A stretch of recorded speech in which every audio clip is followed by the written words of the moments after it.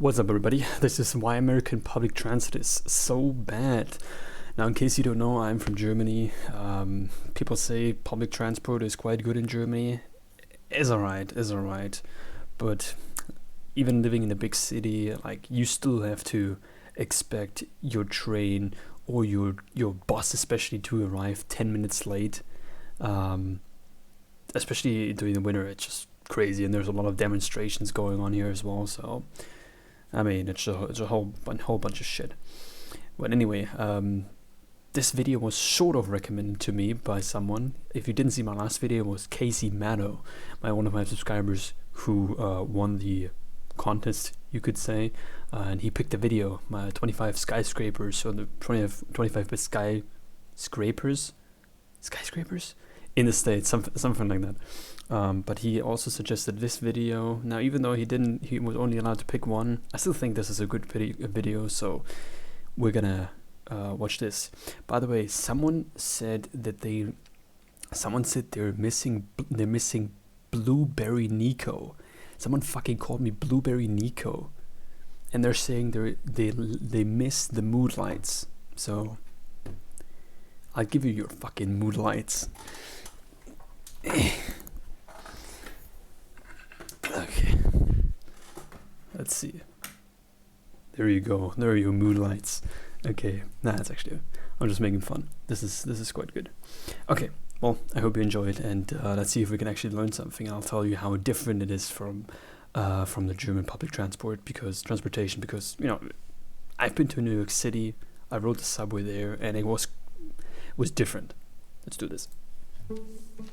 This is a map of Chicago's train system.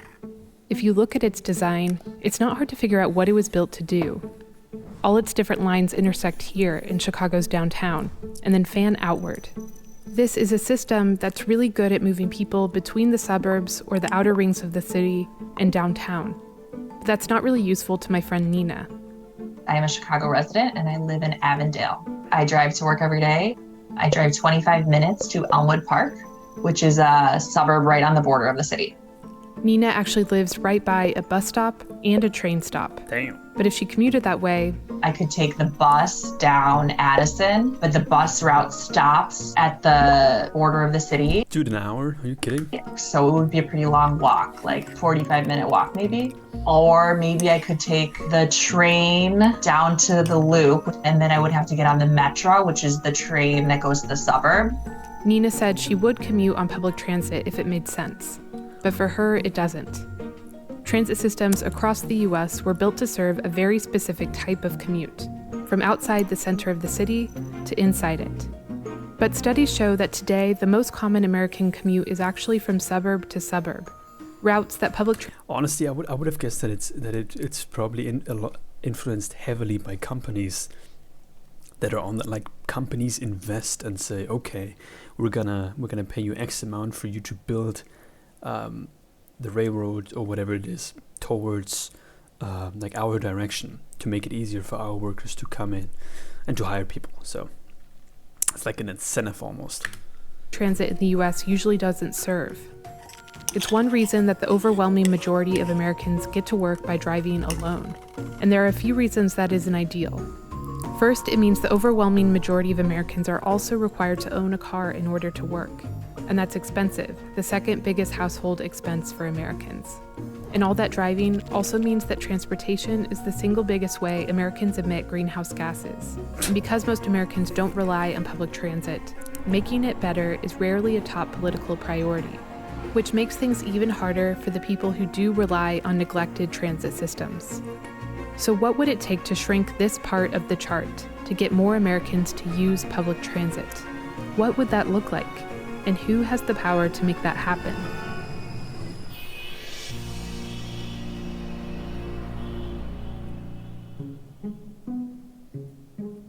This is Cincinnati in 1955. It's what a lot of Americans... Cincinnati. Funny they mentioned that. They actually mentioned this in the last video, and I said it as well. And people in the comments actually confirmed this. Cincinnati seems to be highly influenced by German culture and all that. American cities used to look like. There were some highways, but most of the city was on a grid, which made it easy to get around either on foot or on public transit, Dude, like Americans with their streetcars. grid. But around the same time, a huge government infrastructure project changed the U.S. dramatically. New interstate highways were built from coast to coast, many of them running right through the downtowns of many cities. Today, Cincinnati looks like this. Instead of a grid, there's a tangle of highways. It makes some neighborhoods almost impossible to get to on foot. And if you What the don't hell? drive, it's hard to get around the city at all. The same thing happened in countless other cities too, like Detroit and Kansas City. And as cities expanded outward along those highways, Wait, how did this change? This didn't change too much. like Detroit and Kansas City.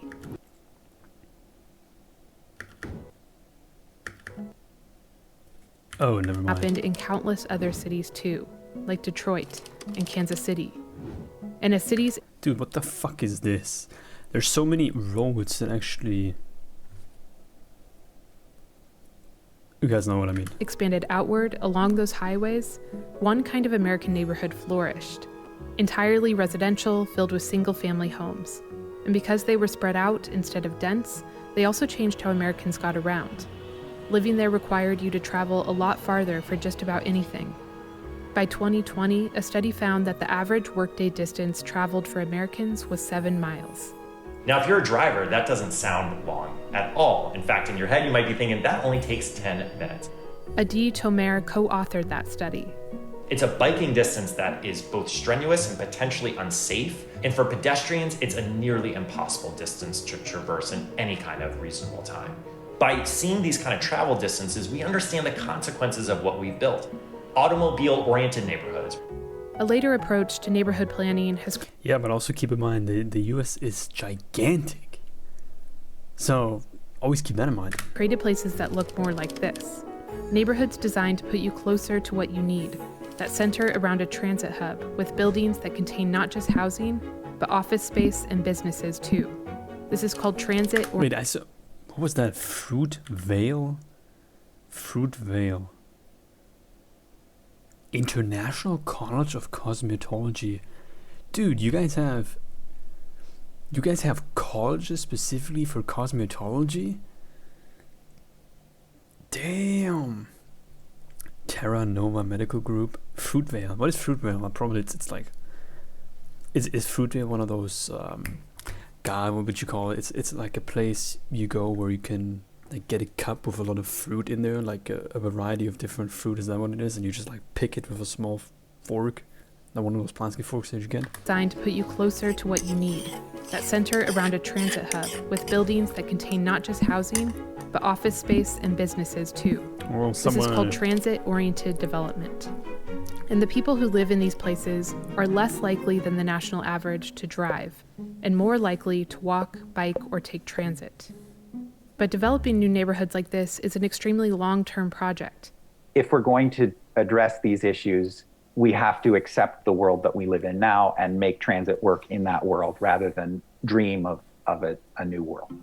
It's not going to Jonathan change. English is an urban planner in Toronto, and he thinks getting more Americans to use public transit doesn't have to be so hard. Dude, these buses. In a research project, Jonathan created these maps of American cities and drew lines on Dude, this is hilarious. It's hilarious that he picks Denver. Wait, I'm pretty sure, as I told you at the beginning, the Casey Maddow, the guy who one of my subscribers who originally recommended this, I think he is from Denver, Colorado, if I remember correctly. them wherever there was What a a reliable coincidence. public transit route, which he defined as this. A bus that comes every 30 minutes till midnight, 7 days a week. The absolute bare minimum of a transit route that you can count on. These were the results in Denver, Portland, Charlotte, and Washington, D.C. You can see a familiar design in them, service-oriented around a downtown, but that doesn't really connect neighborhood to neighborhood. And this was the result in Toronto.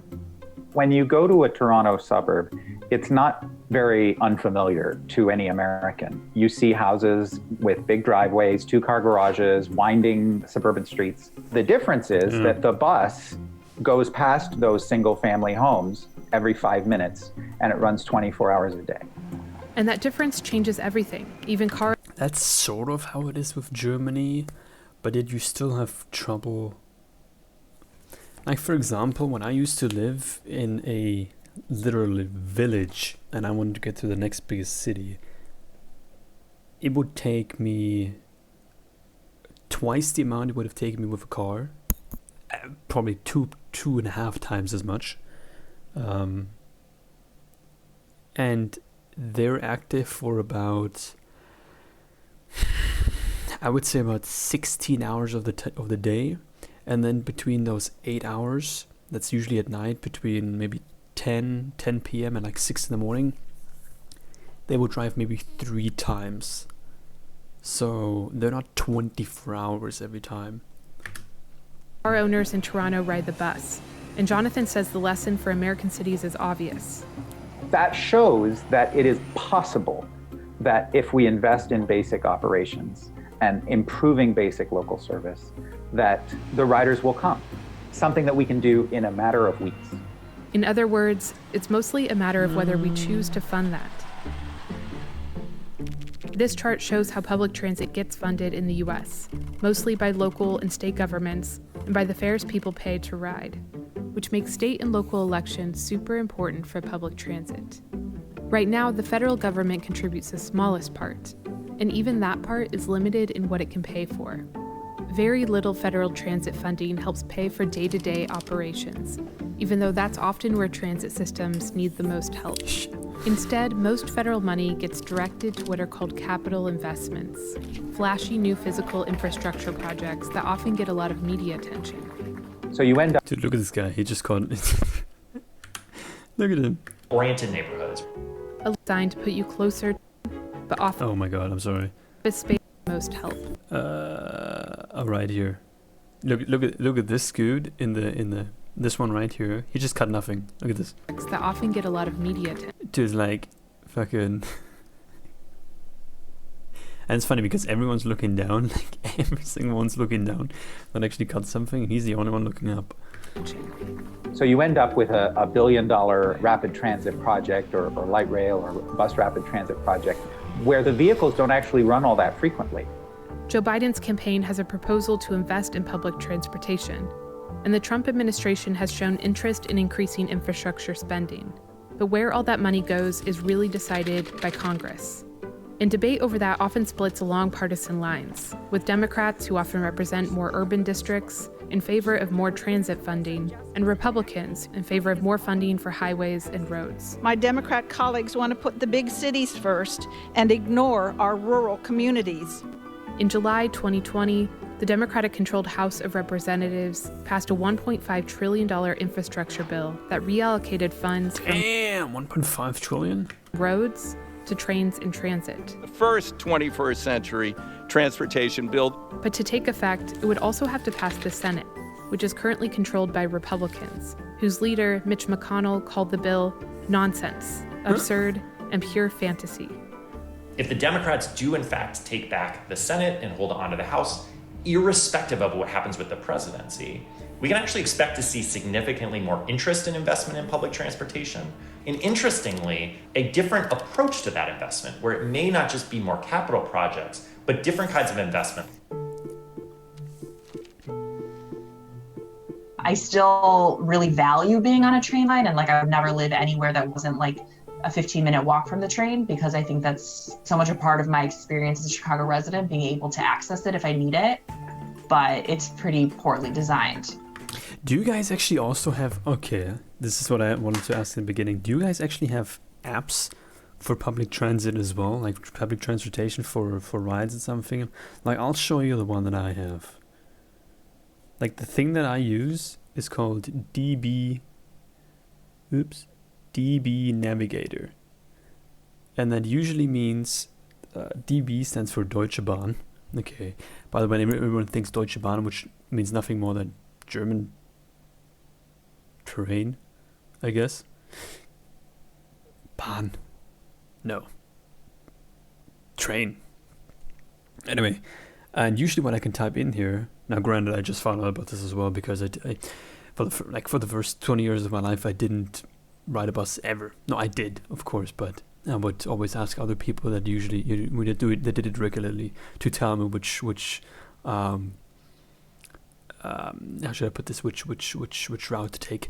And also there was a huge problem at some point, because I buy tickets online through this app, but if you take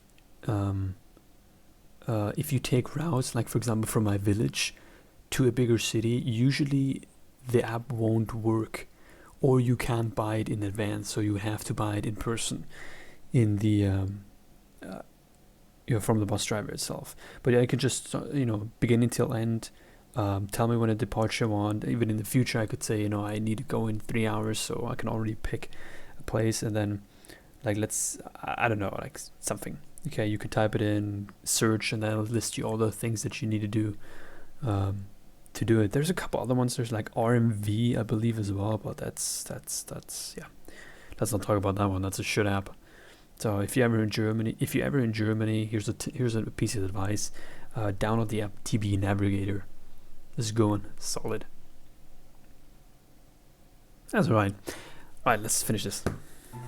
Most Americans live in places that were built for cars. If we want to change that in the long term, we'll have to build communities that look differently. I'm still so surprised that there's an International College of Cosmetology.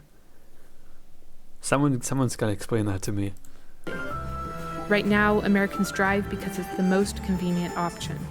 But that also means that you don't actually need to transform a whole country to get more people to ride public transit. You just need to make it convenient enough that they want to. Thanks for watching this episode. Yeah, well, no, thank you for making this video. It's quite funny. These buses, man, I can't. I gotta say, of course the US is a car culture, you can say, and everything. While I do like cars, I'm not a specialist for cars in any way, shape, or form. But some cars that you guys have, I mean, like the buses, the school buses, for example, they look so strange. I don't know. But the School of Cosmetology, what does cosmetology actually like involve? Like, is it only for makeup or something like this? That's the first thing that comes to mind. Or is that also like if you want to work as like in the spa, or like how do you get the training, all that stuff? Well, anyway, this was a good video regardless. Thank you for recommend. Actually, you didn't really recommend. Okay, I'll sort of recommend it. But yeah, it's a good video. I hope you guys enjoyed. And as usual, don't forget to like, comment, subscribe. If there's any other videos then that you want me to react to, put the name of the video down in the comments, and I'll go check it out. Also, if you what do you like more as a background? Do you like this more? Or do you like a mix here? Or do you like the mood lights? By the way, the guy who said mood lights, you know who I'm talking about. Okay, yeah, let me know. So guys, as usual, I hope you have a wonderful rest of the day, and I'll see you soon. Bye bye.